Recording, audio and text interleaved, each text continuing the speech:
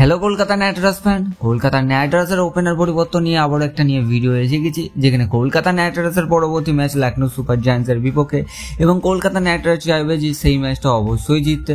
যেখানে লখনৌ সুপার জায়ান্টসের বিপক্ষে Kolkata Knight Riders যদি জেতে তাহলে কিন্তু আমরা অনেকই খুশি হব, তার কারণ লখনৌ সুপার জায়ান্টসকে হারালে কিন্তু অনেকটা বেটার বলে মনে হবে। তার কারণ ওদিনকে মোহনবাগানের জার্সি পরে লখনৌ সুপার জায়ান্টস অবশ্যই খেলবে, যেখানে কলকাতা নাইট রাইডার্সের ওপেনার জুটিটাই কিন্তু আমরা এবছর সেইভাবে দেখছি না। তার কারণ IPL 2024 খুব ভালো পারফরমেন্স দিয়েছে, এই কারণে আমরা দেখেছি। আর এবছরে দেখছি না, এইটাই কারণ যে গৌতম গম্ভীর নেই, সুনীল নারিন চলছে না, কুইন্টন ডি কক চলছে না। তা বলে কিন্তু ইডেন গার্ডেন্সে অবশ্যই গুরবাজকে চান্স দেওয়া ভালো, কারণ ইডেন গার্ডেন্সে গুরবাজ ভালো খেলে, এটাও আপনাদের জানিয়ে দেয়। অন্যদিকে গুরবাজকে অবশ্যই 4টে ম্যাচের পর একটা তো চান্স দেওয়া ভালো, এবং চান্স দিলেই কলকাতা নাইট রাইডার্স বুঝতে পারবে গুরবাজ কবে ভালো খেলে কি খারাপ না। অবশ্যই কুইন্টন ডি কক ভালো, কিন্তু হয়তো তার সময় ভালো যাচ্ছে না।